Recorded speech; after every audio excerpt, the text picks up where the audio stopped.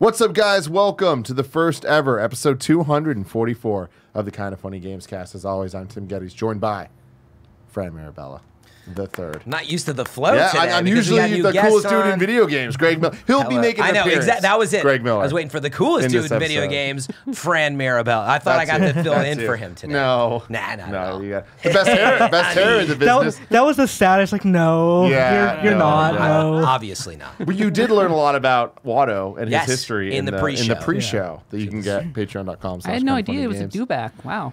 He turns into a horse. It's crazy, man. That's the one. Spoilers. Spoilers for Star Wars Rise of Skywalker there. But yeah, Fran, FM3 himself. How you doing? I'm doing well. I'm excited to be back and with a new guest on the show as well. Yes. Jumping ahead there, Kat Bailey, editor-in-chief of US Gamer. How you doing? I'm doing all right. I'm really busy playing all of the video games because it's time. The release schedule, it's happening. Oh, it's fall. It's a holiday. They're either being played right now or being delayed. It's one of the two options. I've seen Mike. No in-betweens. A lot of stuff getting delayed right now, yeah. I've seen Mike Williams, the reviews editor at US Gamer, have like a slow breakdown on Twitter over the last 2 weeks over just it being review season. No, it's totally true. But I got the hardest one of all to review because I'm reviewing Death Stranding. Yeah. Death Stranding, ladies and gentlemen. I can say right now that all four of us at this table are playing this game. Andy's also playing this game. Greg Miller's playing this game. Yeah. And we will be... Oh, Kevin's playing as well. And we will be doing our review next week on the Gamescast. We're going to do that actually a little bit differently because of where the embargo falls. It is midnight on Friday. So Gamescast will be up for everybody, patrons and... non-patrons on midnight Friday review. It'll be up there. Of course, patrons get it ad-free. But there will not be a live recording of the Gamescast next week because it is going to be pretty much entirely Death Stranding. But if you have questions, patreon.com/kindoffunnygames. Get them in. We'll answer those. And then, the former informer himself, Imran Khan. How you doing? It's incredibly hot today. It's incredibly hot. Holy shit. Why is it so hot? I don't like it. It's October. Oh, I actually love this weather. I just don't like when it's me too. inside because we have no air conditioning in San Francisco. Also that. We You don't always- understand air conditioning here. You always have to preface that because like all the people in the Midwest or like much hotter place, oh, sorry for you. And you're like, no, we don't get to go into air conditioning here. Nobody has it. I just want to go to a Safeway and just lay somewhere. People you know do what I mean? stuff like this. They're like, I want to go grocery shopping. It's so hot. No, like when I lived in Georgia, that was kind of what you did when it was too hot. Is you go to Walmart. Because those opening areas between like the front door and like the store doors, the big where they're like fans. super vented, Costco has that too. Just a big fan up front. Those are super nice. It's great, man. It's hot. You gotta love video games, right? If you're watching the show, you could see there's panels falling off the walls in the literally studio. the studio This is is why you falling watch. apart before your very eyes. So shout out to Patreon producers Zach Parsley and James Hastings for supporting us financially because we're probably gonna need some more money soon to help fix put all these of this. Or panels get back some on the AC. wall. I'm not Thank really you, guys. sure. Patreon supporters at the silver membership or above get to watch the show live as we record it. You can get the show 3 days early and get the full exclusive pre and post shows. It's fun for everybody. If you don't want to do that, that's fine. You can get the show later on youtube.com/kindoffunnygames or roosterteeth.com or on your favorite podcast service. Just search for Kinda Funny Gamescast. And you can hear our impressions of video games each and every week. Let's see. We got sponsorships today, Felix Gray and Upstart, but we will talk about that later. We are now doing You're Wrong in Kinda Funny Gamescast, so you can go to kindafunny.com/gamescast You're Wrong to let us know what we get wrong in an episode, and at the beginning of every next episode, we'll address it. We got nothing wrong last week. Woo! How crazy No is corrections. that? How crazy is that? So It is crazy. You guys, the challenge is out there. If we fuck something up this week, kindafunny.com/gamescast. I will. You're wrong. Now, here's the thing. Greg Miller, Imran, and Fran Mirabella last week recorded a mini preview of Greg's impressions of The Outer Worlds. The embargo wasn't up. It was a whole thing. Now we can talk about whatever we want. So we're going to play that right now. That's right, Tim. I don't know if it was Tim. You know what I mean? I don't know who said what over there. Hey, everybody, it's me, Greg. And I beat the Outer Worlds last night. Not the Outer Wilds, not Outer Lands, not Outer Sunset, not any of the other Outer Worlds. Still confusing me. Very bad. It's terrible. And yeah, I beat it last night, which was last week for you watching this now. But since I'm off the week that this is airing or being recorded, I wanted to make sure I could come in and talk about it a little bit there. And actually beat it? Beat it. Dang, man. Rolled credits, as they say, Fran. Swish, as Michael Yes. Jordan would say. You know what I mean? Very relevant. Now, you haven't played any, right, Frame? None yet. Yeah. Imran? About 4 hours. Okay, Yeah. cool. Are you interested, Fran? Or are you going Oh, to I'm play? totally interested. I don't know when I'll have the time, but no, I've been a big fan of Obsidian for a long time, right? Yeah. Some of the original creators of Fallout, and they did Fallout New Vegas. And anyway, the style and the type of game looks really cool. Yeah. I'm disappointed with it. Really? I was let down by it. Man, that was a setup and then Yeah, I got it. Well, I mean, like leading up to it when we were talking about it, like throughout, I think since the announcement, right? It's been, oh shit, the people who made New Vegas, right? Like they're making a Fallout without any of Bethesda's bullshit. Let's see what it's gonna be. You know what I mean? Like, what happens when you give them these tools and are creatively unleashed, right? The day we're recording this, WCCF Tech put up an interview with Obsidian, right? I thought this quote stood out as an answer to them when they're talking about it, right? This is Obsidian talking. The Outer Worlds, for us, is our spiritual successor to Fallout New Vegas, and having the creators of the Fallout franchise back together is an excellent opportunity, right? That is awesome on paper and great, but I think it's also the problem with the game, for me personally, is that we have a Fallout 4 situation where we talked about a lot of that, where if, infamously, when we were getting excited about Fallout 4, Tim had asked me, like, what do you expect and how could it disappoint? And I'm like, I expect it to be Fallout 3, but on PlayStation 4, right? I expect it to be just that. And if it's just that, it won't exceed my expectations or meet or do anything in that way. This one, when you start it up, is unabashedly a Fallout, right? Yeah. Like, I mean, like, I think you wonder about legal troubles because it is so much like Fallout, where if you, I think, you were in a coma and you woke up and somebody put this in front of you and you didn't see the title screens, you would be like, so, oh man, Bethesda changed the terminal system for how it is to look. Oh, hacking's a little bit different this time around, huh? Oh, and it's running better because it runs. Character models are still exactly the same. Exactly, and like it is still the same stilted, like, you're just looking at a person while they talk. Even Fallout 4, played around with camera angles. This one doesn't. It's bam, this person's talking to you. You choose your dialogue options. It is unabashedly that kind of game, and I know they say that it's an old school RPG. It is their spiritual successor to New Vegas. That is going to speak to so many people, and I want it to. And I'm not trying to take away from it.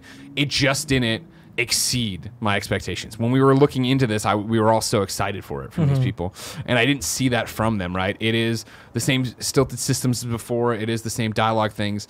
I think that one of the problems it has, right, is that it's straddling this line between two genres this time, where it is an RPG the way you'd expect, and then also it is a first-person shooter. I don't know how much you've seen it, but like Fallout always, even with VATS, right, I felt dissuaded me from using weapons because of the way they degrade and break, and I'd have to worry about that. There is a condition to your weapons inside of Outer Wilds or World. Damn it, I know I get there. So close. I know, but it's like so rare that I ever got below 60%, and if it did, it's so easy to repair them. Yeah. So I am using my guns more, and then as I'm doing it in this colorful alien world, right, I'm just like, man, this doesn't feel great.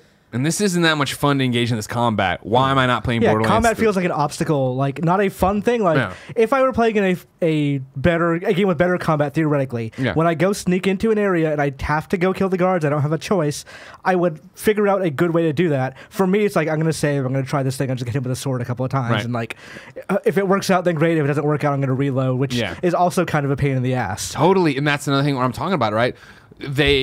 It's archaic and stuck in a different place in time, where I mentioned this earlier, right? Of like, I run out with my big hammer and I'd melee somebody, and they turn, like, somebody starts shooting. I'm like, oh crap, I need to switch to the gun. I hit triangle to switch to the gun, and I can't switch weapons until I'm done with the animation of swinging the melee thing, right? And it's the same way of trying to putting on your breather for health, or when you can't reload and run. There might be a skill later on that unlocks that. I never saw it in my 20 hours, I'd say, of gameplay, maybe a little less. It's a game that I also feel struggles with the fact, well, like I was saying before with the genre thing, right? Like, when I'm shooting, I'm like, why am I not playing Borderlands? When I'm playing the RPG part of it, it's just like, why am I not playing an RPG I'm more invested in too? Especially with, New Vegas, the thing that, Colin used to always talk about was that it was such a gray area, right? You thought you were making the right choices and you got to the end and maybe it wasn't, you know what I mean? From the jump here, right? Like, I'm off the Colony of Hope. I've been woken up, I've been lost, blah, blah, blah. The colony we're in right now is broken up and run by different corporations, and the corporations are all skeezy. Like, you know what I mean? It's not like I met a corporation where I'm like, fuck, maybe these guys got it. Yeah, the whole game is one big anti-capitalism joke because Right. like everything is bad. So like one of the first quests is the Gravedigger saying, "Yeah, you need to rent your plots by like the month or whatever. Yeah. So can you go collect from these people?" It's like that sucks, but I'm gonna do it because that's the quest. That's the quest. I gotta accomplish it. it. Yeah. And that's the thing where I feel like I didn't have those moments when I beat it last night. I got into a really annoying fight with which doesn't happen often, but like was clearly like, oh, this is a boss. All right, this is what's happening. This fight sucks. It's not fun to do. All right, fine. I kept dying. It was frustrating. The loads take a while on PlayStation 4 Pro at least. I come back in. I finally beat him, and then I talked to the person. And then it was like then it went to still images. Just still images of art, and then a narrator telling me what happened to every character, and and it's clearly like based on what you did, this happened, and based on how you talk, and it was like, what an anticlimactic end. Let alone the fact that I'm not connected to any of these characters either. Like Ashley Birch's companion is the first companion I brought on. In the very beginning, she's interested in another. I don't want to spoil anything. She's interested in another character in the game. I facilitate them getting together or whatever. Great. And then it was like, all right, cool. And then my ending didn't even mention that. And I guess I could have done more companion quests. I could have done more stuff maybe to actually see it through. I didn't have it up there from her or anything. But it was like, I didn't feel invested in this world. I didn't feel like I needed to do everything. I was like mainlining this, where I added 2 other companions. One I never used. The other I used, but it was like, okay, I'm just not into this to go do this. Like it's a weird thing. The game feels small too, where it is it's like 5 minutes between each town. Like you're not going on big treks everywhere. It's literally not the Mojave.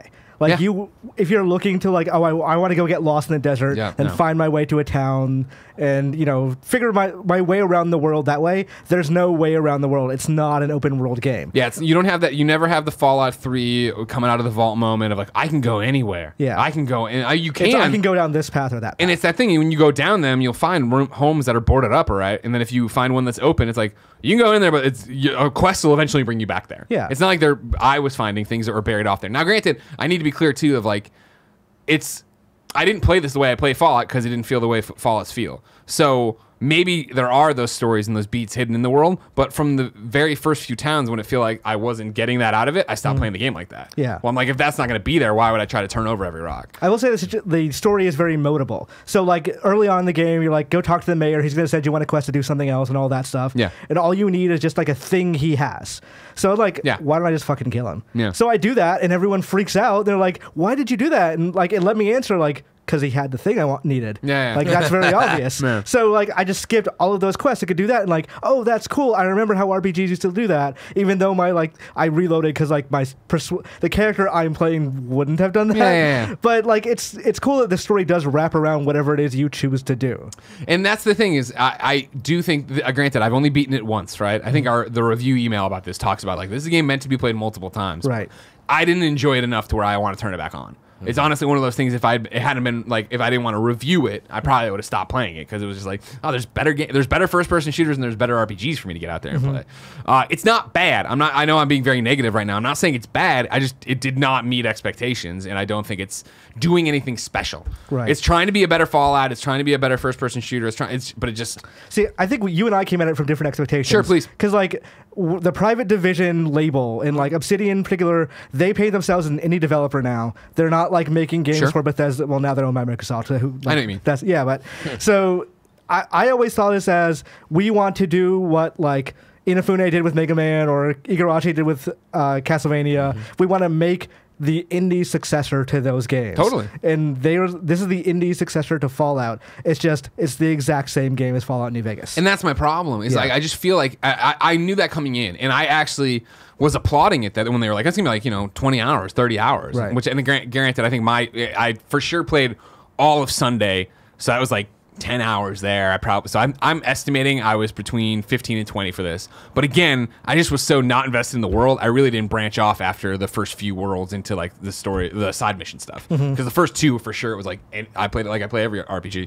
Any side mission that pops up, I'm going to go do. Right. But then when I was just like, wow, I just don't feel the impact of doing this, I didn't. At a certain point, like you can tell they wrote a few too many quests because there are quests that are like, okay, go do this thing, and now talking to this guy leads to a different quest, and you have different choices of who you turn this into. Yeah. And like it presents some degree of moral quandary. Then at some point, the moral quandary is, do you kill or do you not kill? And that's not much of a moral quandary because there's no real benefit to doing either. Yeah. And then it just gets less and less options. It is go here, do the thing, do that, deliver it. So it's and again, I think it is black and white of usually what is right and wrong. Like, cause it'll be like there was one quest early on, right? And I think it's from the preview thing, so I'm not ruining anything. But it was like, who do you want to give the power to, right? Like, who's the literal power? Who do you want to switch the power to or cut people off from power? And it was like I was going to go one way, and then my companion Ashley Birch was like, "Hey, just so you know," and she said something, and I was like, oh, well, clearly that's the right answer. That's the good guy option. I did the good guy thing. Right. And I feel the game is in this weird space storyline-wise where the corporations owning everything could be so comical and so, like, zany, you know what I mean? But it never gets onto this... It never goes all the way up to comedy, but then it also never comes all the way back down to drama. Right. So it's in this weird middling area where I thought trailers made the game look so fun, and I don't mean just gameplay wise, but like the woman doing finger Very guns lighthearted. and like I was like, oh, cool, it's gonna be the world where maybe I do want to explore and I do want to do the shooting and explain, go through the different options and stuff and engage in a different way. But once I got in there and like I was just playing, it was like, well, no, like you don't do either well, so I don't feel the need to actually do this. It's this is the good option. I'm playing. I as usual have just fallen into being a good guy in this game. Like, why would I ever go the other way? Why would I do these weird things? Yeah, it feels like a very small microcosm of what New Vegas was. Yeah. That said, I think if you really enjoyed New Vegas and you were specifically looking for more of that game, this is that. You will enjoy playing this. It's just not anywhere near the same scale, or like it's not a game made by a AAA publisher. I get that, and I feel that. I just... with it being so small, I expected it to be tighter. Yeah, I expected it to be, agree. hey, we're going to give you a main storyline with such interesting characters on the side that you're going to be fucking engaged. You're going to love these people. You're going to hate these people. You're going to have really strong emotions and feelings about everybody. And I really didn't have that. Because even like the scientist who saves you in the very beginning of the game, first cutscene, right? Doc Brown. And eventually, like, there's an option to sell him out or whatever early on. And I was like, I don't know, should I do it? Like, it doesn't seem like what I would do. Why would I do that? But it's also like, why am I protecting? And it's like, all right, what? No, I'll just keep going. Don't worry about it. Like, even a couple hours in, I still have no real sense of who my character is beyond who I've decided they're going to be. Right. So, like, I'm playing just like a persuasive, gunner. Yeah. Like a Han Solo type. Yeah. But it's not really, like, I don't feel like I'm able to express that. I just go down all the dialogue choices until it, like, puts me at one, like, oh, I definitely don't want to do that because that's me being an asshole. Yeah, of course. But other than that, it's, like... I don't feel like I'm making a mark of who my personality is. Yeah, yeah. Which, that's disappointing, because, like, the writing should be keeping up. That said, I did laugh really hard when I saw a bunch of bananas, it's just called bunch of nanners. And I don't know why that made me laugh, like, for, like, a minute. But I was just like, this is really hilarious. 10 out of 10. Yeah, bunch of nanners. And, like, again, to the point, like, I think as an RPG, like I said, I know I'm being negative here, but it's because I just feel like my expectations weren't met. It does do a really cool thing with, like, letting you get into the minutia of how you're applying your skill points, right? Where, you get them in buckets of 10, and for the first, when you're going through the game, you're dropping them into, like, two-handed weapons or whatever, or your speech skills or whatever, and it's giving everything. But once the individual stats in there, so, like, lying, persuasion, and then there's another one too. Once that gets to 50, like, right out of 100, then you can now finely tune it, where you just want to take your points and put them into lying, rather than applying it to everything all at once. Right. And so there's that aspect of it the same way, like we were talking, where I was playing, and I started off as melee, and then I was like, oh man, the guns don't break down. The guns are actually plentiful, and there's ammo everywhere. Went to, long range weapons. Then I was dumping it all into hacking. I was dumping it all into my speech skills or whatever. But then it was just like, okay, cool. Once I did that, I started getting points, and it was just like, well, I'm fucking clowning everything out right now. What's the matter? Like, I put temperament at very high, which is like, you get 8 health back every second, which is a lot. And so basically I'm never dying because I should have done that. Yeah, just for that last boss fight. Just the last boss fight was annoying. So it makes, like, you can just break that game super early, and at that point combat never really gets fun. It still stays an obstacle to what you want to do. So at the most point I'm just kind of like specking to avoid combat, so I'm going to be more stealthy just because I don't want to fight marauders every 10 seconds. And it's back to being like a Fallout thing, right? Where it is that I'll walk into, like, towards the end there, I'm walking into areas and there are a million people to kill, right? So I fall back, I wait for them to come out of the door, shoot them. Of course, there isn't VATS, but there is a slowdown. Time dilation. Yeah, time dilation you can use that you can then shoot everybody. It's just like, all right.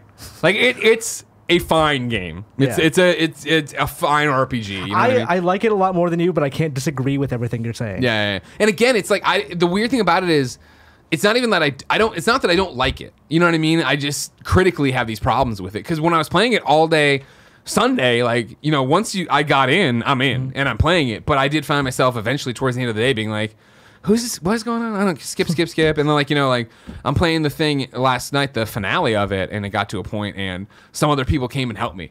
And like, you were good to us, and I was like, yeah, cool. Who are these people again? Like, what did I do for them? You know what I mean? Like, I didn't have those moments that I associate with the Fallout games or RPGs of that nature, where it's like, I do remember you, right? Like, I remember doing this quest and what it meant for you and interaction we had. And I really thought, like, the way it was pitched as a smaller Fallout, it was an independent team. Small out. Yeah. Did you copyright that right now? It was like, all right, cool. I'm going to have quest on the level of like Mass Effect 2, where I'm going on loyalty missions, and it is like, yeah, Jacob, fuck yeah, Jack. Like, I'm gonna have those kind of memories. Yeah. Where in this one, I just did not have that. It is the most distilled experience of Fallout you can get. Yeah. But like, it's one of those things where we start getting into issues of like, is this worth the value, like the $60 price? Yeah. Which that is a harder discussion because, of course, and it varies customer to customer, player to player. Yeah. And like, if you are looking for more New Vegas, this is that, but. Like, I keep saying that over and over. Do you think it's as good as New Vegas was? New Vegas, and I'm a Fallout person, did not click with me. So I've tried multiple times to start it, and I've never gotten that far. New Vegas had much better character writing. Yeah. I mean, granted, I'm not all the way through this, so it's like, it's comparing a of course, old experience when there were fewer Fallout games in general to now when there's, you know, more types of those type of games, more Obsidian games, other better written RPGs as well. Yeah. So I would say no, it's not as good as New Vegas was, but also nothing will probably be as good as that game was at the time. Yeah. So it's going, like, if I'm looking for just the hit, if I'm looking for the methadone for New Vegas, this is that. And again, I agree with you 100% on that. Like, we're on the same page of like, for real, like, if you just want to play a single player Fallout game, like, this is it. Jump in, like, you're doing your points, you're doing your things. And again, it's player to player. I'm sure some players are, when they get their hands on this, are going to play through and totally be all in on the humor and what they're trying to do, these corporations. And I ran these companion quests and they said this and blah, blah. But like, even to get to the end and have the companion I liked the most, who I thought I helped out the most with her relationship, her cutscene not mention anything about that relationship, I was like, what the fuck? Like, what, you know what I mean? And granted, part of that's the poke to me of like, okay, no, you didn't do it right. There was more to do with her. There was more things to go do, but I'm not motivated to go do that. You know what I mean? When I saw the companions I didn't pick up, I was like, all right. I will say also, this is a very janky-ass game. Yeah? Like, what are you playing on? So it's PS4. just like New Vegas. Okay. PS4 version, not great to begin with. Like, there's framey, there's long load times. For me, my only technical thing with it was long loads. Yeah. I thought, otherwise, I thought it ran fine. There was a point where I died, and it, like, the autosave was inside the city before the door when I leave to the area I'm going to. So, like, I had to load into the city, then hit square, load the door. Then I was like, well, I know exactly where I need to go, so I'm going to run there. But the texture streaming didn't catch up. Ooh. So it, like, paused for, like, 3 seconds to do, like, a circle. Okay. And then, I finally get there, and I get into another building, and it's another load. And, like, so I'm saving now every, like, 10 seconds. It really makes me wish there was just a quick save button. Yes, somewhere. I very much agree with the quick save thing. Because that's the same thing of, like, it'll kill you. If you die, you go back to your last save, which most times fine. But then, there'd be, like, annoying things where I'm like, oh, my God. So it's like, I've killed this round of enemies, save. You know, I keep accelerating a little bit. Fallout always specialized in that, where you're just like trying to get that save so you don't lose everything. Right. For a while I was going to ask about the core gameplay.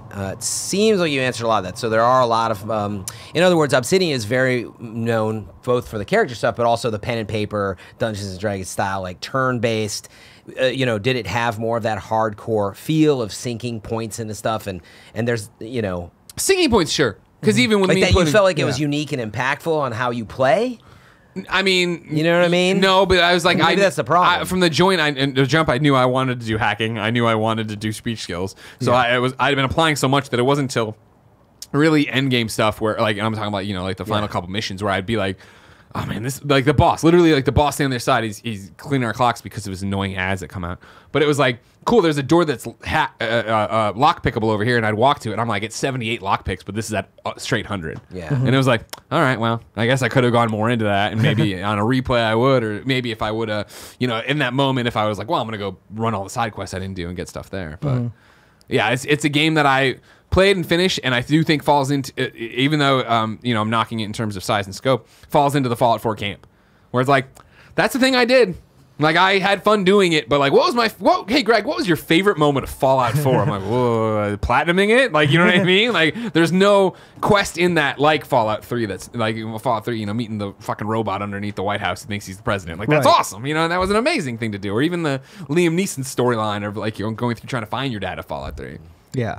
And like the UI isn't great either. Like when I was trying to figure out how to, it's all very dated. I was it's all trying to very disassemble old. a gun, and it was grayed out. And I'm like, why is it grayed out? Why can't I not unequip this with one of the other like 50 guns I have? Yeah. That are exactly the same, just not deteriorated. Yeah. And it's like it doesn't tell you why. It's grayed out. And this is what I'm talking about. In the same way where we talked about Fallout 4, we talked about it being Bethesda put their head down, made this game, then they looked up and like, oh man, the industry's really moved. The genre has moved forward since then. I feel it's the same thing here, where they put their head down and they're like, we're gonna make another Fallout New Vegas. Hey guys, oh fuck, like a lot of things feel different and play differently now in the RPG world. I mean, there are parts of it where I'm fine with them not moving forward if they want to make that kind of game. And again, I'm not trying at all. But there's other stuff where they like, oh, you definitely should have taken another pass in this UI. Yeah, like this is not acceptable. Yeah, and just the fluidity of combat. Yeah, and all your like this game, if it had Borderlands shooting, would be one of my favorite games. Totally. Like, period. The amount of times where I'm like running away, not that quickly. Granted, I know you can upgrade it, but like running away, and I'm like, I want to slide, I want a mantle, it's like you can't do anything. I'm like, all right, cool. Yeah.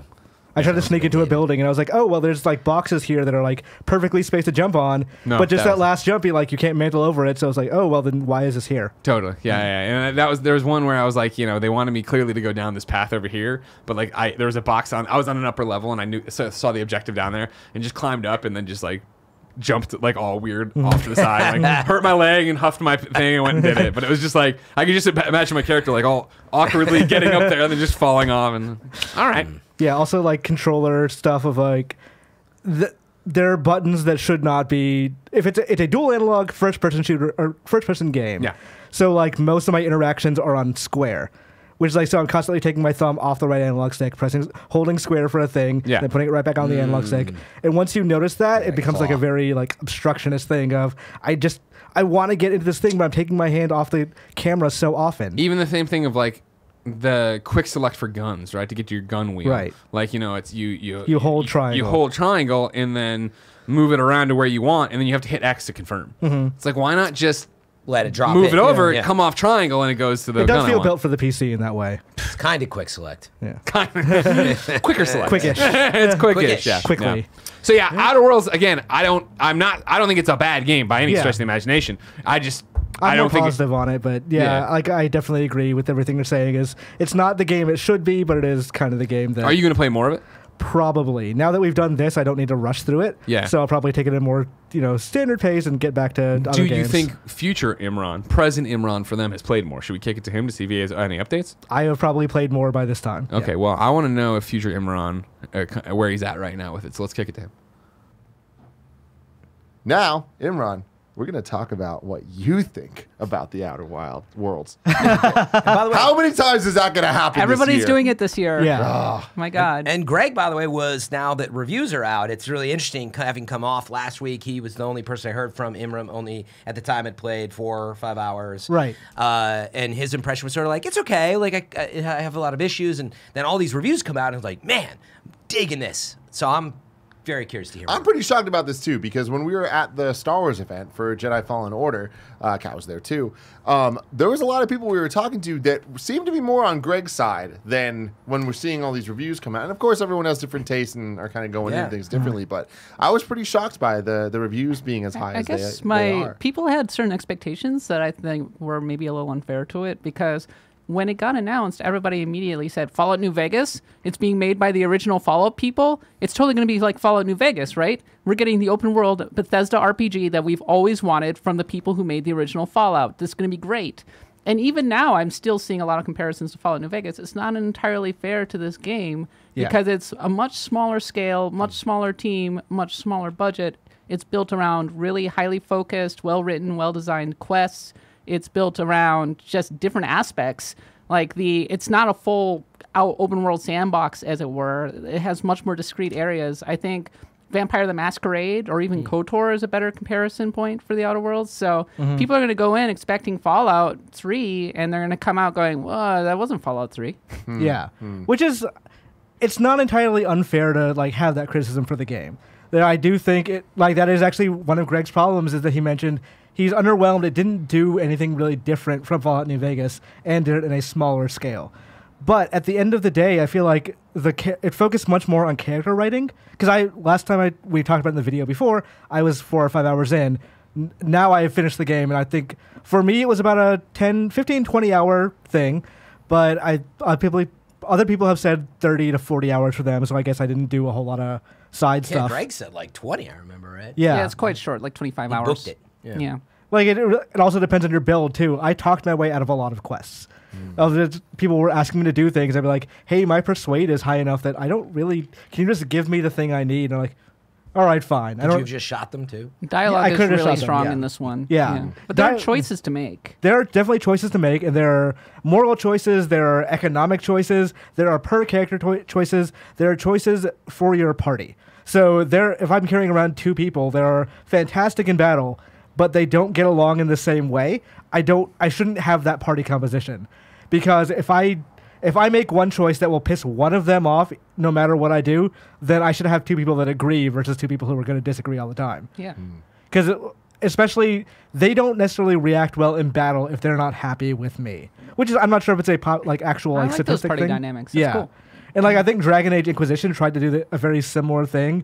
Of people are going to disagree with you over time, but I feel like this game pulls it off a lot better. But in DAI, it's much lighter, as Yeah. it were. Like, people will sometimes go, "Oh, I disagree with that," but beyond that, like, you don't feel a ton of repercussions. I don't think so. I had a character that I talked my way out of a quest, and I was like, "Oh," they immediately came to me after that conversation and said, "Hey, I think we should have helped anyway. We shouldn't have just tried to get the thing and leave."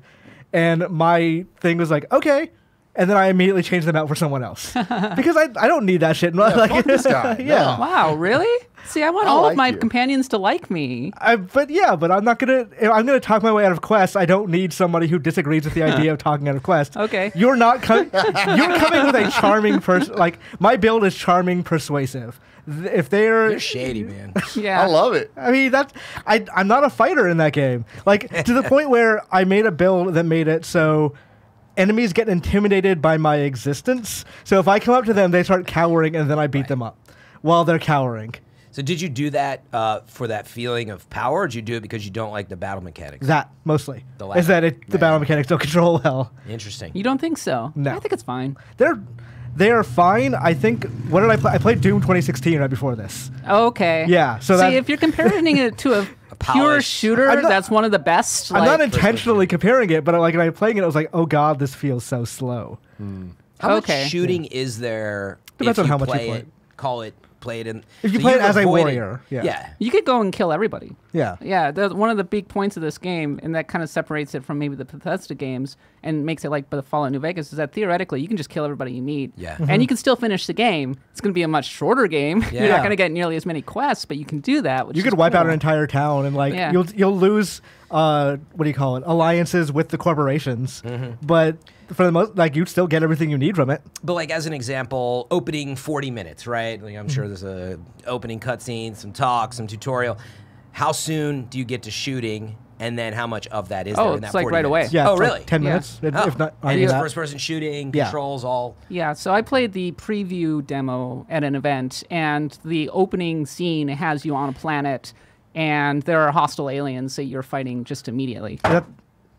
Yeah, the studio's falling apart. Don't worry, as long as it doesn't, nothing will fall on our head. Right? God damn it. Hey, seriously, it's like, don't worry about it. It's Thanks, Fran. I'm not worried about it Imran. anymore. Can you persuade that to go back into its position? Not even I could persuade that. No. So, I mean, the reason I ask is because, I mean, I do think it is part expectation, but it is a valid concern. Whether you had, whether you're playing Borderlands or Doom or not, I mean, it is first-person shooting Sure. battle until you upgrade to the point you can do what, slow down time. You can do that from make day it one easier? or from Oh, you minute can do one. that from- Yeah. So you can just how play- long you can do it takes like different. It's skill about what the trees. game is geared toward, though. This game is explicitly geared toward having good writing, good quest design, good companion interactions. And if the shooting is passable in that context and not actively detracting from it, I don't see, like, I'm just not going to comment on it that much. Yeah. Imran, do you feel like, so if you didn't like how the gunplay felt and all that, do you feel that making your builds the way that you wanted to play the way that you are they giving you those options like readily enough that Yeah. that you feel like you're playing it a way that was designed? Yeah, like there's like the area Kat was talking about as like the first beginning area, you are told to go meet the ship at a certain place. And between you there's marauders, which some of them you have to fight, but eventually you find a bigger group of them and you find two people who are like they're traffic cops for like that planet. So you find them and you say, well, I need to get on that ship. And I had the option to persuade them to, can you guys take out those marauders for me? And since I had that persuasion point, they did that. When I first played that game at Judges Week, I didn't realize they were good guys. I thought they were enemies, so I killed them first and then killed the marauders myself. Damn. But in that case, like you can just wipe everybody out. Since they killed the marauders, I got on the ship. I talked to the AI and I like convinced the AI that it should help me. And I walked back out the ship, and the traffic cops were like, "Well, we can't just let you take the ship, and we have to write you a ticket." And one of the options and that is like, "Okay, we'll kill her." And I'm like, "I'm not going to do that." Or the other one is persuade. So I was like, "Hey, I saved one of your guys earlier. Can you just let this go?" Be cool, bro. Yeah, and they're like, "Okay, fine." So I didn't have to lift a finger, basically, this entire time. I love this. You're just the kingpin out there. I talked my way out of everything, so I didn't have to worry about anybody, causing trouble. You do have to fight. Like, there's no way to necessarily get around it always, but whether you kill or you can stealth. You can stealth, too. So you definitely don't have to do all that stuff. You could pickpocket and all that. That's a little hard, and because of the way saving and reloading in this game works, because when you reload for a long time. Like there was one point where I got myself into a bit of a sticky wicket and got myself killed, and it I knew Kevin was Righto. gonna say something about it loaded me back into town, but the door outside of town, so it was a 15, 20-second load into town, then hit the door, another 15, 20-second load back out of town. Then I had to walk back into there. And because I was just rushing past everything, there was a point where the texture streaming wasn't fast enough. So it was another, 5-second buffer time while I was running away, or running through. I should say, one, I got this code for Private Division, so they sent me a preview code. Two, they sent me a PS4 code. So, which is, I'm gonna guess, the worst version of the game. Really? It is, so I have a PS4 Pro. They made a big thing last week about initially the PS4 Pro doesn't support 4K. It supports 4K resolution, but not 4K textures. Yeah. Xbox, 2K, I yeah. believe. Up-resed. Right, it's Okay, the 1440p. version we reviewed was on the PC. Yeah, PC and Xbox One X are supposed to be the best versions. I wonder why. Yeah, I assume Microsoft tossed some money. Is like, hey, can you just make our version Plus, better? they got the Epic Game Store money too, because it was an exclusive Right. there. I don't know about that. I mean, that's different side, but porting from PC to Xbox is going to naturally be better with DirectX and all that stuff. Yeah, but so- also with the Game Pass integration stuff. Yeah. I'm Yeah, but sure. And the Sure. Xbox One X is just more powerful than Yeah, the but PS4 meaning Pro. you're suggesting they're holding. Wait, if I heard I'm not you saying right, they're that I'm not saying held they're holding like back on textures because of No. money. I'm saying No, they were it's just given they more money to optimized. do a thing. I No, don't I know. think they were just able to optimize better for the PC. Smaller team, like you Yeah. said. I mean, we don't know is the answer, but just the. I mean, if I were Microsoft and this game were reviewing well, I'd be like, make sure you do everything you can to make sure so people know this is a big Xbox title. Personally, were I Microsoft. Oh, let's remember they probably look very similar on regular Xbox. I don't really One think and- I don't associate think it it's with a any cons- console. Honestly, It's it's a multi-platform game. Matt but I feel Booty's like already they out there want saying to. he thinks Outer Worlds Bam. is an Xbox game, and a theoretical Outer Worlds 2 might be an Xbox exclusive. I mean, yeah, because it's Well, it would have Obsidian. To be at this point. Yeah, yeah. but he And believes PC. Outer Worlds is an Xbox game, and considering I guess he's head of software there. Interesting. I think of it as a Nintendo Switch game because it's coming out. That then. is true. Yeah. I really wonder how that version's gonna. Oh, 'Cause, I like- don't think it's going to be good at all. Yeah. Though they outsourced it, Technically, so yeah. I guess we'll see. I hope they gave it to a good porting house. I mean, it's not a very technically demanding game, but it kind of feels like it's held together by bubblegum and tape. Yeah, but sometimes it doesn't matter how quote unquote technically demanding it is. Yeah. Yeah, because it's probably, I would assume it's PC engine of, I don't know, what It's is it Unreal. Unreal? Yeah. Yeah, and just getting that on Switch architecture we've seen overall just does not. Sometimes it works out, like Dragon Ball Fighter Z was pretty good. It was like half the frame rate, but still otherwise identical. Yeah. But like other times, it just doesn't work out, like Bloodstained. I don't think it's Panic Button or any of the others who are like really well recognized. So Yeah. we'll see. I imagine Panic Button is working on Doom at this point. Yeah. Yeah.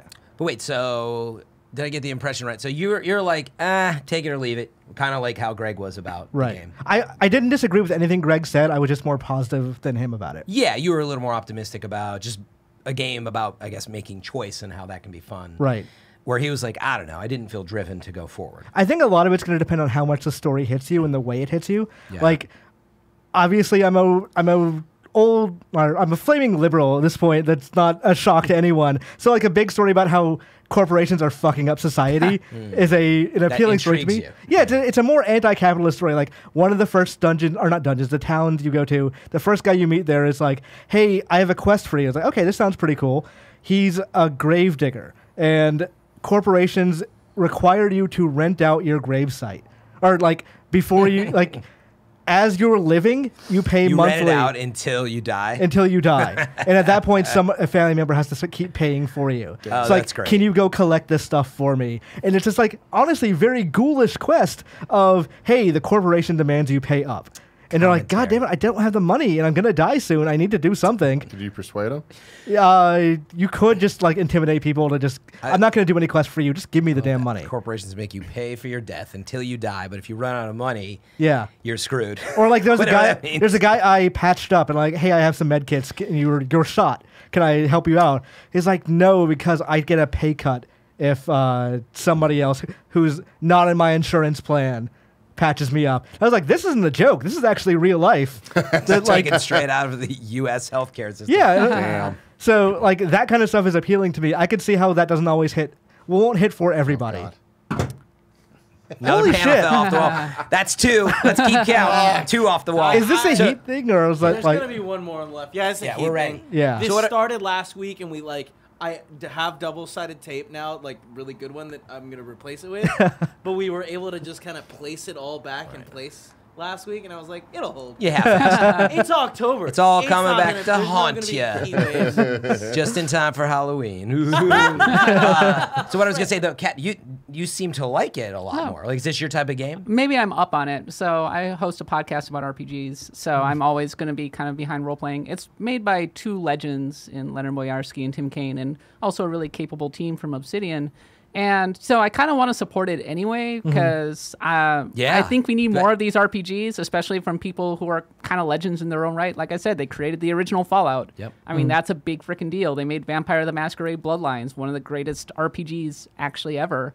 And so there's a big part of me that just wants to support a game like this. Now, our review over at US Gamer, I didn't do the review. That was our reviews editor, Mike Williams. He gave it a 4 out of 5. And honestly, we are between 3.5 and 4 Still a great because it's honestly hurt a little bit by the budget and the scope that they actually had to do it. But by and large, I think that if you are looking for a very smart, interesting, different RPG that is a little bit, maybe a little smarter than your average Bethesda RPG, this is the one. It's fun. I'm really relieved to hear you say that because, Yeah. I was just bouncing off Greg last week, and I think I had said something like that, or maybe it was on Games Daily with Imran of the, what do we do in this situation where we have a more, I said niche, and what I meant by that is like this polish, their pedigree of what they bring, and there's not a lot of that out there. It's not done right that often. That's what I meant by that. And so to hear you kind of say that it is in that vein and like, should we support it? Because what if we don't see this again? What if Microsoft gets cold feet now and says, we don't want to? Microsoft's going to want to support it. No, they will, yeah. but like I think you're right. Is that we do sometimes need to make that choice where it's $60, and this has been Yeah, another which is an Or- odd pricing, I think, for that game. It's not. Yeah, that's the thing. Game Pass. It is the best argument for Game Pass. It's out $10, there. And or that's $1 the argument I trial have fee, towards maybe. the Microsoft thing, where I'm like, they're going to treat this like one of their games, and like it's a Premier Microsoft Game game Pass thing. because And it's a premier Game Pass title. And it's benefited so much from Fallout 76. Like, Fallout 76 had the whole kerfuffle this week This with the week? subscription. Why would they do that this week? And Outer Worlds is just like, yes, thank you. Because immediately everybody starts going, well, if you want a real Fallout game, just go over to the Outer Worlds, which it's more original Fallout than Fallout New Vegas, but Yeah. yay. Like, do you know how many millions of dollars it would have cost to get this level of marketing for? Yeah. We don't want this subscription service, so you should play this awesome awesome, indie but polished. You know, Yeah. and they got it for free from their biggest competitor. Well, it just goes to show the depth of feeling against Bethesda right now, because people, like, okay, so I like Fallout 4 a lot better than most, but ultimately people were pretty out on Fallout 4, and Fallout 76 they were really out on, and so they're just like, Bethesda, your games are so buggy. Yeah, you yeah, have so many we're tired of issues. this. I mean, You feel if we got Fallout 5 last year instead of 76, I wonder if this game would still have the same level of... Like, it honestly depends on the quality of Fallout 5. If it kept going that same direction of Fallout 4, of, like, not really being old Fallout still, then maybe people would be less into this, or more into this, rather. But I kind of wonder, like, by the fact that Bethesda fucked up so hard over the last 365 days. More than that, I mean, honestly, with Fallout 4, like, that game sold gangbusters. I think the only game that got more attention on our site than Fallout 4 was probably Red Dead Redemption 2. Yeah. And still, like, ultimately, people were so mad about the way they handled the DLC and the store and the microtransactions, and it was really buggy and all There was a this point stuff. where, like, It was Fallout... a simpler time. Yeah. Yeah. For It Fallout, was a like 'cause simpler Fallout time. 4, I remember there were a lot of those issues and like people talking about it, but it didn't feel nearly as bad as like this age we're in now of Anthem and Fallout 76 Yeah. being like some of the worst Yeah. gaming Yeah. issues. I mean, of all Fallout time. 4 was maybe a disappointing game for some, like me included, but it wasn't clownable. Fallout 76 was definitely clownable. Very clownable, Yes. for sure. Yeah, because my vibe was always that Fallout 4 was just 3 again, and that's what people didn't like. But it's not that anybody hated it. It's Yeah. like whereas It Fallout was just a little 76 blasé is the main You thing. gotta remember the. Oh, sorry. I was going to say, and janky. Oh yeah, that goes. Unfortunately, that was what you're getting. I feel like every Bethesda release period seems to be janky. That's the nice especially thing about the Fallout. Outer Worlds is that it's relatively bug-free, unless you've run into some heck of Greg bugs. mentioned I've not some- seen some bad bugs. I've seen some real jank, though. Okay. And, like, UI problems and stuff like that. I've seen, like, bodies being dragged in really strange ways. It's old Fallout in that respect as well. Yeah.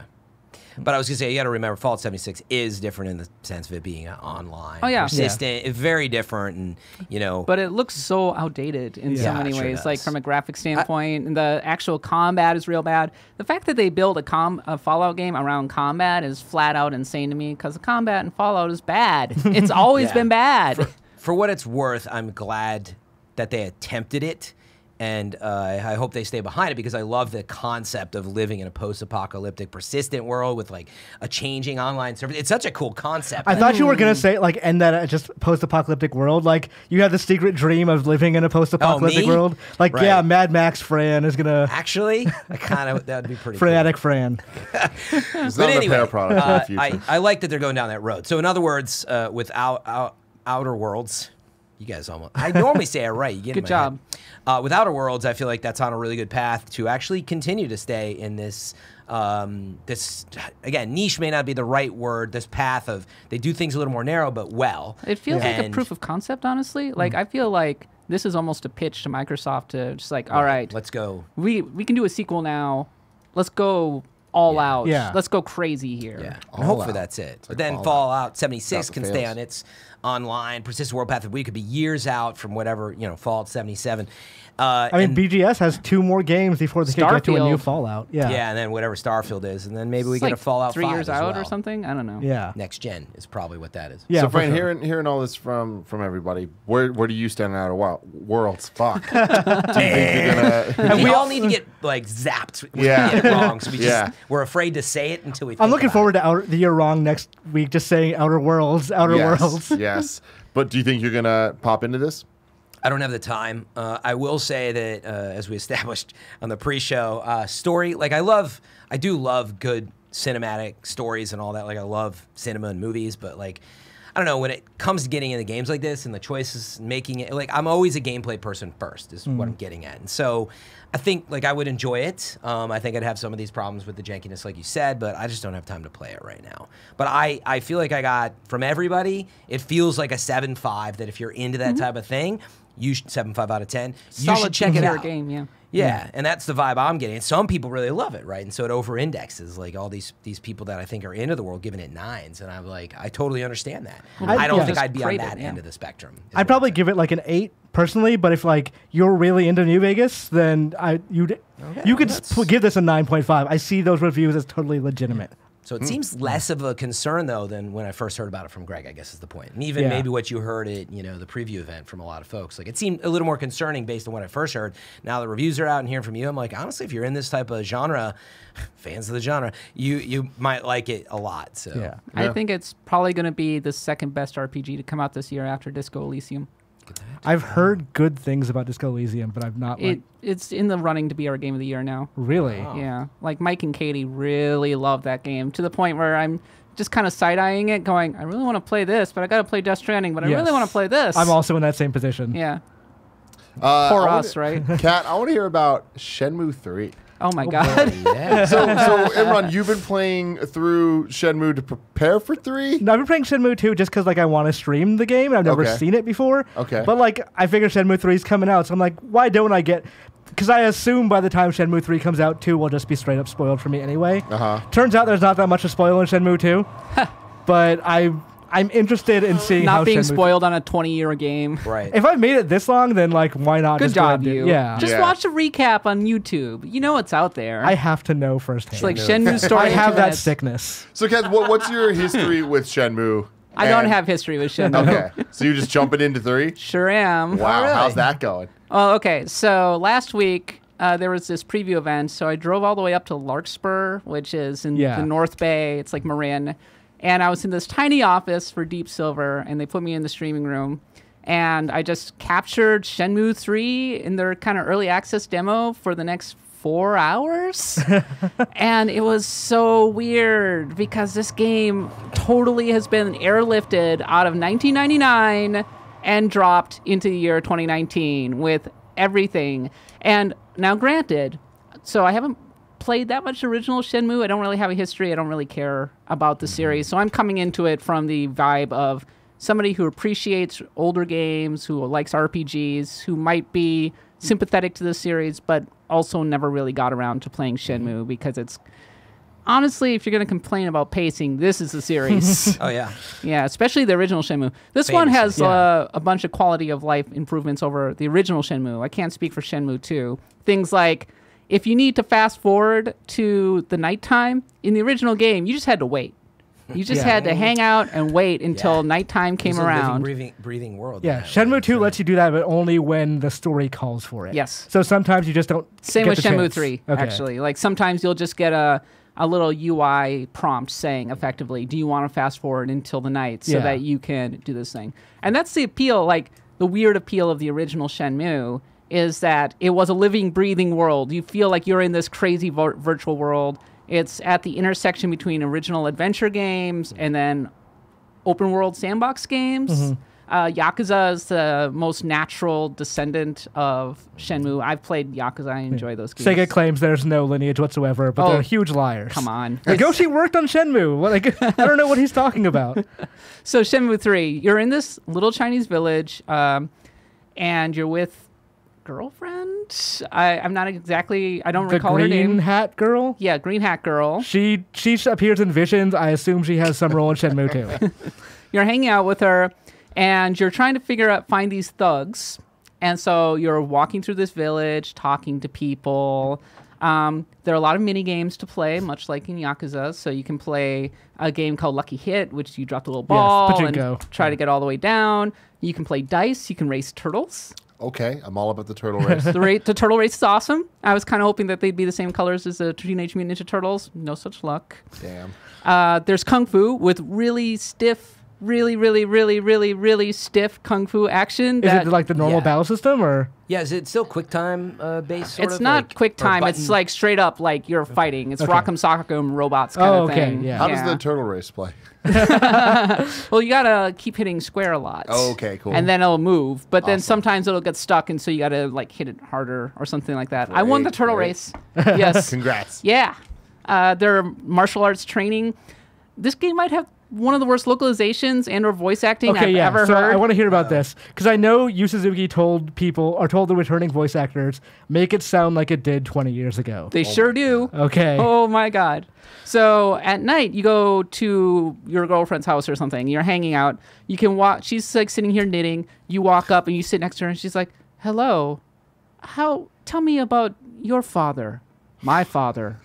Well, Tell me about the my four father was voodoo. very strict. Oh, I see. Oh boy. What about your father? He was also very strict. And you're like, what is going on with this game? I've My never God. played Shenmue, Yeah. but my really good friend Alfredo, for some reason, loved it. So I remember Really? watching him play a lot. Yeah, I know you just never referenced the expected Voodoo that. thing. But also the Mega 64 sketch of them just doing Shenmue in real life is one of the funniest things I've ever seen without knowing shit about the game, but it sounds exactly like that. There was a moment where they're like, tell me about the city from the original Shenmue. And I was like, oh, come on, forklifts. Let me talk about the forklifts. Yeah. And he just goes, it was a port city. I was like, okay, whatever. See, I kind of wonder, like, is that bad writing or is Rio just an asshole? Which I feel like is the thing that's kind of permeates through those games. Because where I just finished in Shenmue 2, I finished in a certain district of Hong Kong. And as he was leaving and saying goodbye to people, this little girl goes, Rio, I'll always miss you. And Rio responds, okay, and leaves. Yeah, no, that's how it is. Okay. Yeah, no, it's Jesus totally like Christ. this in Shenmue 3 as well. And it's this weird curiosity. And it's charming at first. Actually, you like walk around and go, oh, this is actually kind of a pretty world. Right. I like the looks of this. It's got this kind of HD Dreamcast game vibe, which Yeah. I'm totally okay Yeah. with. Looks like Dreamcast games with shaders. Yes, basically. but after 2 hours, maybe, I was like, okay, I think I've had my fill The of this. novelty kind of wore off. Yeah, I can't imagine actually playing through the entirety of this through an entire game. Like, I get it. There are going to be people who will be like, I am all in on Shenmue's story for some reason. I want to see how Ryo's story, like, saga plays out. I hope there's a Shenmue 4 because apparently it's not going to be resolved with Shenmue 3. Yeah, I think this game takes you through 40% of the story, is what Yeah. Suzuki said. What? It's this Yeah, crazy Yu Suzuki kung fu epic that feels like it's from another time and place, and there are a lot of people who will totally jive with that. I'm sorry. I'm letting you all down. I am not like that. I just can't. I cannot do it. Yeah. Were you alone playing the game, or were there other Yes, people? Oh, I wow. was in a small room talking to nobody, just trying to do every the single service. event that I possibly could. I was In chopping the wood time you had, yeah. because I needed some money. It's fine. I It's a haven't weird game. really looked at. That's why I forgot if there. I thought there were QuickTime based fighting mechanics in the very first. There one, but- are. Okay, so I'm not crazy. I remember like learning, at the docks. So there's like a Virtua how to Fighter style fight. thing and like Exactly. a QuickTime fight. Okay, there was both. It's But it's that- a virtual fighter kind of thing. Yeah. So Yeah, it's but- and you know there's tactics to it. You can't just go in and go whack whack whack whack because in the final boss he will kick your butt if you don't train properly. Like improve your stats. Does it still do that thing where it says, hey, learn this move? Like someone's teaching you a move. It doesn't actually tell you how to do the move at any point? My recollection is that you can go and train and then you're kind of punching a punching bag or something to that effect. And then when you're done, it will say, this move is improved or something like that. So like that's one of my issues with Shenmue is that they will vocally tell you, use your feet and fists at the same time. Well, it has little on-screen prompts. Okay, now it has on-screen prompts. Yes. It used to not, Oh which my is God. the worst thing ever. So I'd be doing like trying to get the move timing or whatever right for like 15, 20 minutes as you're just watching the same thing happen over and over. God. Yeah. Yeah. Shenmue is a game. Yeah, and what I was Kind gonna say of. is that I can't believe you're playing the original. I finished the original 20 years ago. Okay, 20 years ago. Now I'm playing Shenmue 2. So I gotta play Shenmue 1 and 2 just to get ready for Shenmue 3, baby. See, here's the thing. I want to watch What a somebody purist. play the games. I don't want to do them myself. But I guess it kind of falls to me to be the person people you're watch the to play one. the Yeah, games. you're the Shenmue streamer. Yeah, now, right? I'm taking that bullet. But are you excited? No. Hyped for 3? Not in any way. Like I'm happy the game exists for those people. It's like Yeah, it's Michael great. Huber, baby. I'm It's- sure he's losing his mind. Yeah, like it's There will be people who are just like, yep, I got exactly what I wanted from this game. Yeah. And I'm very happy for them. I kind of wish that they had used the opportunity to go Modernize it. like, all right, we're going to continue this story, but we're making a modern, frickin' like awesome game. But what does that And look like? Is it just Yakuza? I don't know, actually. I think it has a different vibe than Yakuza because it's a kung fu story rather than a crime story, Right. right? So the blueprint is there to do a really cool modern update of Shenmue while retaining its original charm because you can still do all the busy work and have the really dense world. But they opted instead to just be like, no, let's roll back 1999. We're back in I mean, some of that's a budget thing, though, right? I assume. Like, look, it's Deep Silver published. I mean, like, how much money did it get out of rolling Kickstarter and then also Deep Silver? I mean, it can't. They be got like I want to say it was like $6 million for the That's original nothing, Kickstarter. though, like, yeah, and then so years like and years basically ago. nothing. It's nothing. yeah, but then eggs money and So who knows? this is perfect because I was going to ask, like, as I reflected on what it used to be, and it seems like they've just kind of stuck with as best they could that structure, and they haven't changed it because I think it would take 10 times, if not 20 times, the effort.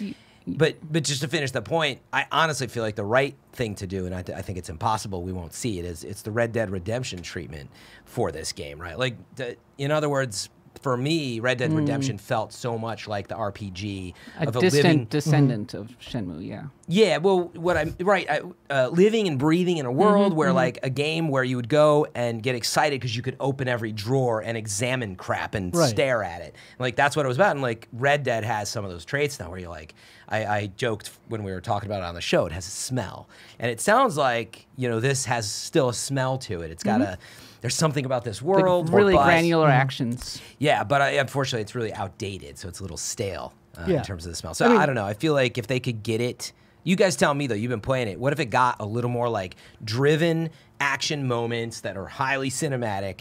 With now you're in the city and you can go and like put on clothes and touch everything. I think a Shenmue 3 that comes from Sega in 2019 would have been that game, but like a kickstarted Shenmue 3.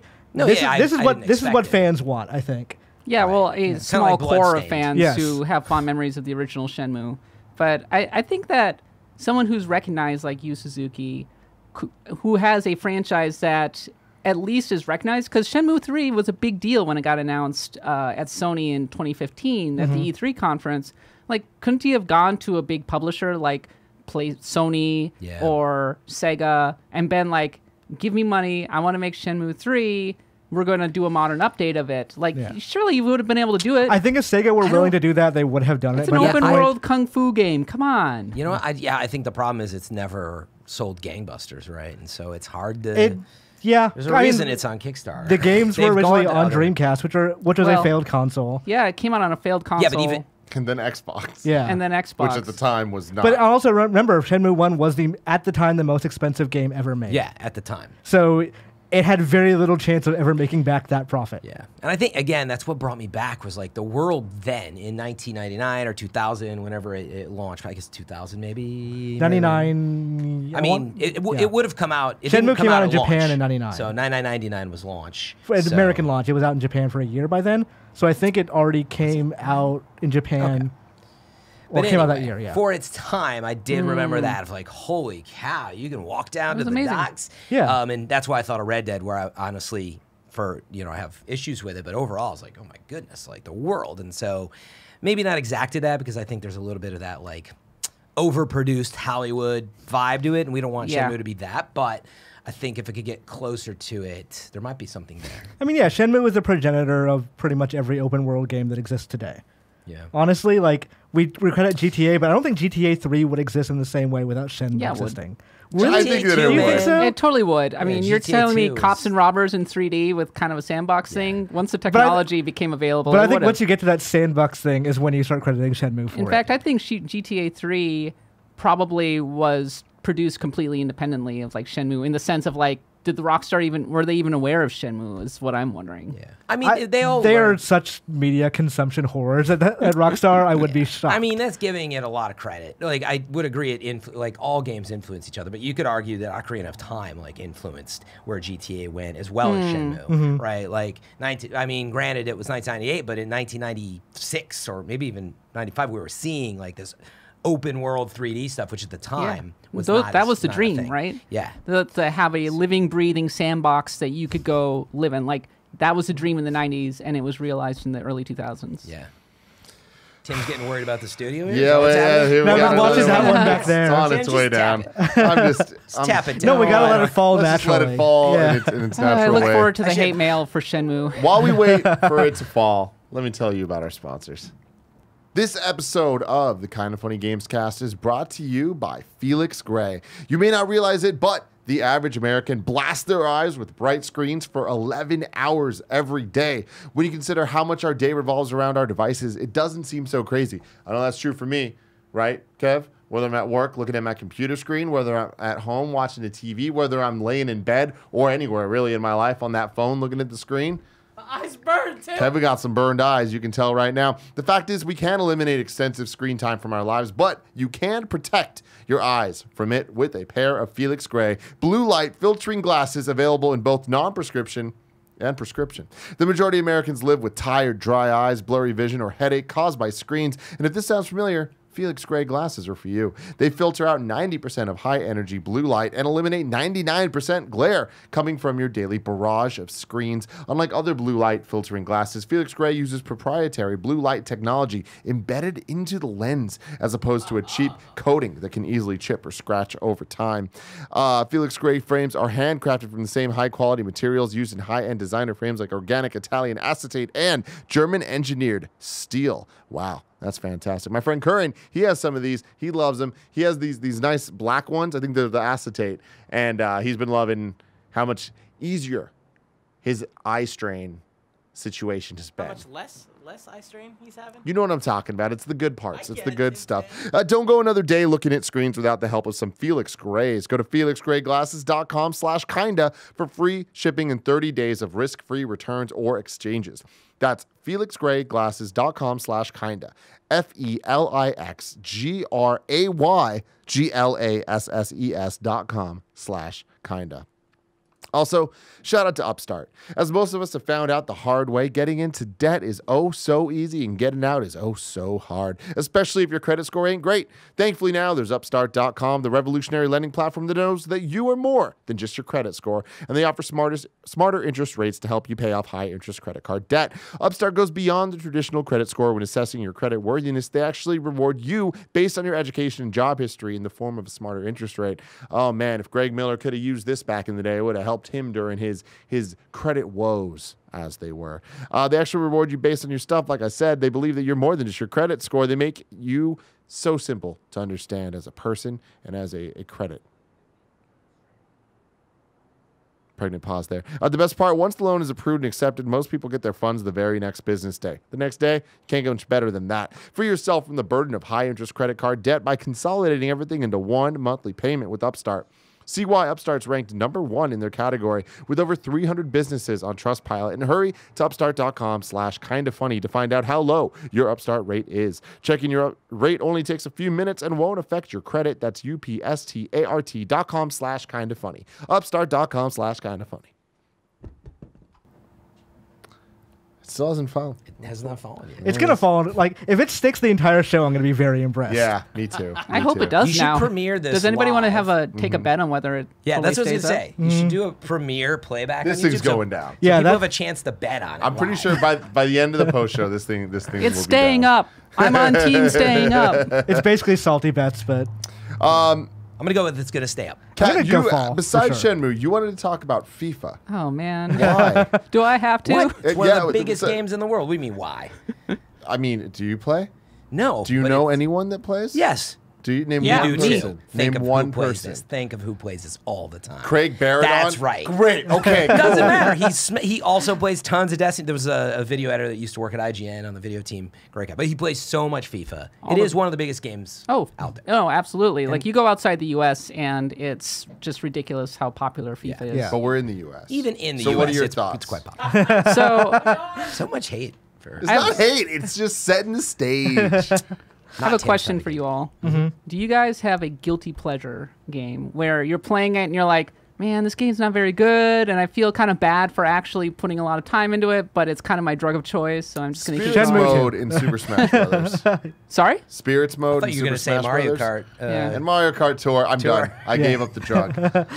I had to stop. But yeah, throw away your Spirits. needles, all that. They're Yeah. adding 5 new spirits this week, and I'm stoked. And I shouldn't be. Yeah, I think Maintenance. Barrett's on the set. Uh-oh. He can't handle it. You just what? You just getting rid of him? Oh, no. No, No, you ruined no, our no, bet. we got a bed.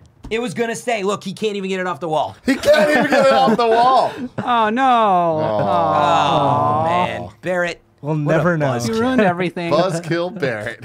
And yeah, I don't know. Lately, I just don't have that time. Yeah. But I but would you say have that game that you go back to again and again, right? Borderlands Because it's at this kind of like point, the yeah. relaxing game. It's like, okay, I can play this. So my game for that, it's not a bad game. I really like the game and a small team, Rebel Galaxy Destiny Outlaw. too. Yeah. Oh. That I haven't it's not played a it bad yet. game. Is it really good? Yes. Especially that you like. It's like, on my space Epic Games games. Store. You literally like deliver cargo and Oh my make God. money and like fly through this beautiful space, and it's fast. The ship You'd like decal it. interface is just Photoshop. Literally, it opens it. It's just a And you Photoshop put on in the this game. radio that's like it's all these awesome indie soundtracks and classical and jazz and all. You can just boot it up in your ship, and it's pretty cool. Yeah. I'm sure you'd like it based on what I've heard from you today. So to be fair, like Tim said, Kat, what are you playing right now? I'm like, well, I'm playing Death Stranding. Can't really talk about that. Link's Awakening, Dragon Quest 11, I guess FIFA. And he's like, great, we'll talk about FIFA. And I'm like, what? We've already expertise. talked most of those to death. But Fair I wanna- enough. what is it about FIFA that has you in? Well, I like soccer for one thing. I like it way too much. Yes, football. We know everybody, but here in the States, But you guys are familiar with FIFA Ultimate Team, right? Yeah. So a lot of people would consider that to be one of the worst things to ever happen to games because FIFA Ultimate Team, it's a card collecting game where you rip packs, kind of like in Hearthstone, right? And then you're getting players out of it. And a lot of people hate it. It's in fact driven a lot of the loot box legislation. Especially in Europe, yeah. Yeah, because you have these horror stories in England or whatever of the little kid from, Essex grabbing their parents' phone and buying 500 quid worth of Right. packs, which is, making legislators going, what the heck? that's a sticky wicket. But then, Brought it back. I love it. but yeah, so people really hate it for a variety of reasons, and yet I can't stop playing it. Yeah. It's a really good mode. You can't stop playing it. How This much is- money are you putting into None. it, though? Okay, cool. I'm actually not putting any money, but it's really insidious because there are lots of different ways that they're kind of pushing you to put money. It's like, come on, put money in there. Do it. Do it. So have you considered it? No, because the odds are so bad that I know that if I put, say, $100 into packs, there's a very good chance that I'm not going to get anything, and I'm just going to come away feeling really miserable and really upset. Right. Wow. Yeah. But if you win, you'll be on such a high. Just Spend Many the more money. hundred No, to I'm just go. kidding. but that's why I don't gamble, right? Yeah. Because I can't get know, over the you're- losing. Yeah. But there are people who do love gambling and just can't get over the high of actually winning. And it's that's why it's insidious that like FIFA is totally targeting these people. Actually, I think it's pretty unethical.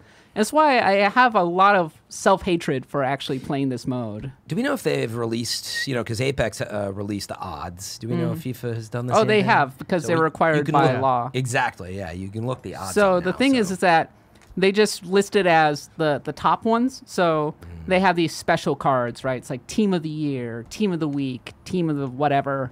And they will put the pack odds and it'll say less than 1% in the game? in the game. Oh, wow. It's exposed in the game now, Yeah. like right in front of your face, and you'd still be like, So is it like the better players Just- have like if you wanted Messi, which is literally the only soccer player I know. Yes. If you wanted him, then it's harder to get him than it is to get anyone else. I've never had Messi.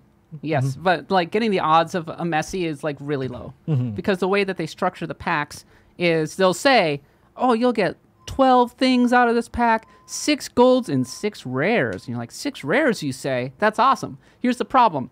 There are so many players in this game because it's drawing from all of world soccer that your chances of getting 6 out of like 2,500. the chance of you're getting a Messi, let alone a rare Messi, like a super special Messi, is so infinitesimally small. You might as well be winning the lottery, right? I have never even come close to getting anything So clear like that. clear something up for me real quick. So you're not paying to get the card packs, No. but you're saying that you're addicted to playing this mode. So it's not even Yeah. just the FIFA part. You're playing the card part. What does that No, look I'm like? playing FIFA because it's the one multiplayer mode that they put the most amount of effort into. the Ultimate Team. So Yeah. what I is wonder why. Ultimate Team from a gameplay perspective? Yeah, how do you earn the points? And like you're just playing matches, but how do you get into this mode? So the way it works is you start out with a team and you can like create a formation and everything. You get all these like starter packs, kind of like in Hearthstone. You put all the characters in there and then you can either play against the computer, and if you play X number of games at the end of a certain period of time, you'll get some rewards, or you can play against people. Again, if you play well enough, you'll like move up the ranks, and then at the end of a particular time period, you'll get rewards. And so it incentivizes playing really well. It incentivizes like skill and everything. Yeah. So, but of course, when you start playing, there will always be the people who dump, a grand into this game and probably have really good cards right out of the gate. Come at you, destroy you, and you're like, I kind of need to open some packs. But it's so satisfying to get a really good player. Yeah. To save up enough money or to rip the right pack and go, yes, I got it. Or to build the right team and go, okay, I got a really good team, even if they've got Ronaldo, who is the other soccer player. Even if they got Ronaldo, who is so broken, you can feel like really good about actually stopping them and going, aha, Is he I did Posh it. Spice's husband? That's Beckham. That's Beckham. I also know Pele. Yeah. Now that I think about Pele's it, yes. person, he comes to EA. So they also have a conferences. draft mode like where if 70? you put 15,000 coins in, you'll get a token and you can draft all the players. And I totally drafted Pele. Pele is so broken. My God, he's ridiculous. Does this game have that like single player, like the other EA sports games have a campaign or story Yes, mode? but people are real salty because in their mind, because the single player mode hasn't really been improved that much over the past 10 years, whereas Ultimate Team has been improved a lot.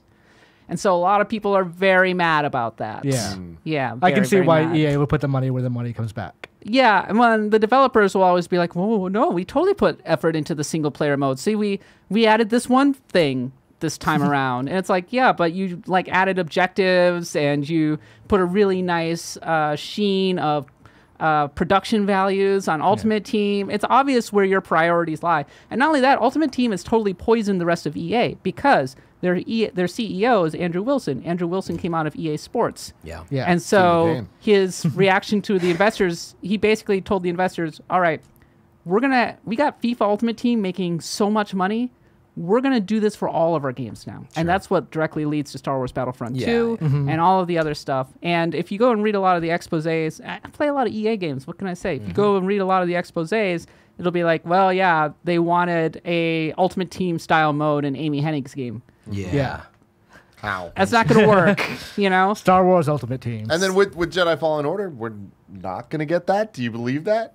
Oh, no, I don't think so. They said. Yeah, I I think know. They said. Yeah. I think they've been burned so badly by Battlefront 2 in particular that they're just trying to run away as fast as they can from that. I also assume Disney, after last time, is like, hey, we're watching you a bit more closely this Also, time. Respawn, I think, has a certain amount of independence, and Yeah. if anything, they'll probably add cosmetics or something later on. Yeah, seemingly one of Zampella's conditions for being bought was that he sits on EA's board. They said, they actually said, though, microtransactions, I think, was the word, and they said there will not be any Yeah, at they launch did- they or definitely after. did. They did said say or that. after, though. That was a Yeah. huge part. I was like, or after. That's like, Let's Yeah. that's that was because that was a thing. Because last year Call of Duty was like, no microtransactions, and then 6 months in, they're like, yes, microtransactions. See, but they never said or Eventually, after. here it is. So now Respawn's on the line, as Yeah. far as I remember So, that quote. segueing now from FIFA to Okay. Star Wars Jedi Fallen Order. Everybody's like, oh, thank God.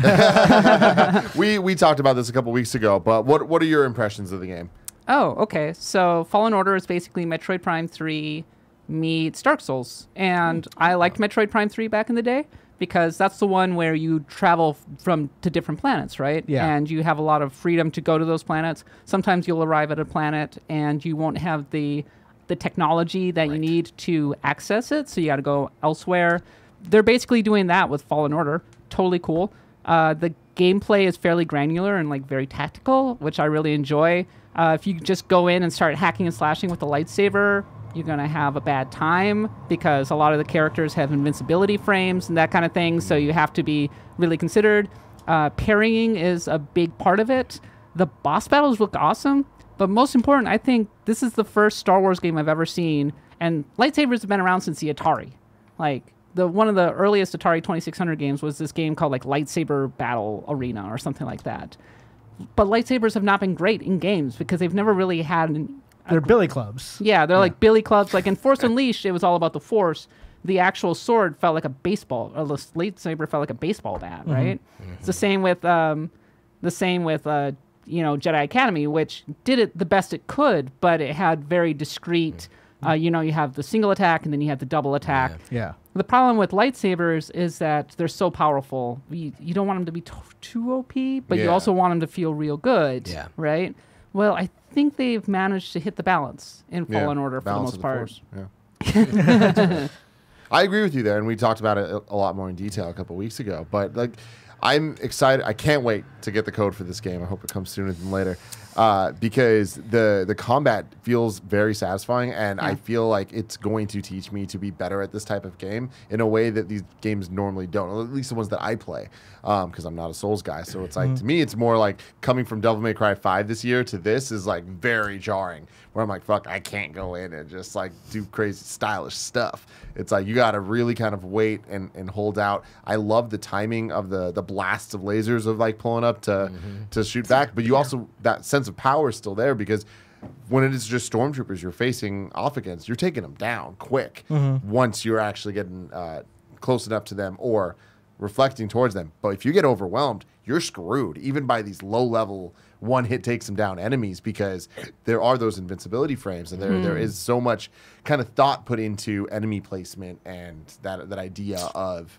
just getting completely outnumbered. I'm excited about this. It's a really good vertical slice. I think my main concern is that it's going to end up being too repetitive or too shallow ultimately.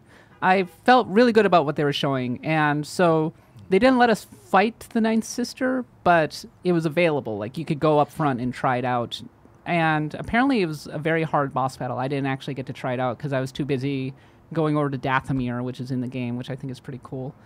And I was like, okay. So the fact that the Ninth Sister looks like a really intense boss battle where you're having, like, she has a lot of different types of moves that you have to be very careful about and frames of invincibility. It feels like an actual duel. I was like, that's cool. Yeah. I really hope that they manage to stick the landing with this game. Me too. And with that, I hope that there is a lot more of that. And like, 'cause they did show us like somebody that is working on the game that's really good at combat, like facing off against the boss. So that made you really see like what the game can look like as compared to my gameplay, which was not that at all. But I'm hoping that there are a lot of bosses in this game, and I hope it's not just like every planet ends with one. So refight the Ninth Sister for the third time. Yeah. Hey, is Darth Maul in this game? Yes. He's going to be. He's totally going to be. That's not confirmed, but if you're going to his home planet, I assume that you're you going can't to do that. Dathomir. He's going to be there. Yeah, I would be shocked if he's not. And, and already, like, not to repeat myself too much, but I love how much they're dipping into characters we know in ways that feel fresher than we've seen. Like, I feel like with Battlefront 2, it's kind of like, oh, here's Han Solo with the beard, and it's kind of like, why? That's the thing, is that Battlefront 2 had the movie characters. This feels like more of a classic LucasArts Star Wars game in that it's dipping into the lore outside of the films. Right. Specifically, Star Wars Rebels. And then some of the other, I mean, that's a big one, right? So the fact that Dathomir is in here, and then apparently like 50% of the planets are going to be ones that we know, they're definitely doing more than just the films. Dash Rendar. But I love Dash Rendar, like, make them canon. We'll see. But with the characters that we know from the movies, like I love the use of they never Obi-Wan. uncannoned that. Is he canon? I think Shadow of the Empire is technically canon. They never Dash? Yeah. Somebody tell me if it's not. How? It might be Legends. GottaFunny.com/Gamescast. You're wrong. It was they made everything Legends. But the Black Sun is in Rebels, and therefore Black Sun is. But I don't know about Prince Shizor. But I don't think it is, because like they restarted everything with Force Awakens, right? But Clone Wars is still canon, and so is Rebels. But they specifically said they said that. Yeah. Those in the movies are the only things. So I wouldn't be surprised if I think Shadow of the Empire might actually be Legends. But yeah. But Dash Rendar, let's go. That'd be awesome. Yeah, make him canon. Yeah. Low rent Han Solo. That'd be fun. It is Legends, by the way. Yeah. All right. Bring back Dash Rendar. Hashtag Justice for Rendar. Justice for Dash. We were talking earlier about Star Wars games we think are good. That game is not good, but I convinced myself when I was a kid that I really liked it. See, for me, there was something about it, even as a kid playing it. I was like, Hoth was amazing. This is cooler than it is good. Yeah. Like I never wrapped my head around it. The controls always seemed way too fucked up. When it came out, it looked so amazing. Yeah. Especially the battle on Hoth with the snow speeders. That was the game that gave us Rogue Squadron. Yeah. Because everybody loved that like, oh, level. that's the fun part. No. Cool. Let's make more of that. That and the IG-88 boss fight are the two things I remember most about Star Wars gaming in that era. Yeah. Oh, man. Well, ladies and gentlemen, this has been the Kind of Funny Gamescast. Thank you very much for joining us. Kat, thank you for joining us. Thank you. This has been fun. We'll learn a little thing or two about football. I don't know if you ever heard about it, Fran. Big game, Tim. Yeah, big game. Sorry, big game. this is America. Yes, yes. We're about to do the post show, so stay tuned, you Patreon people.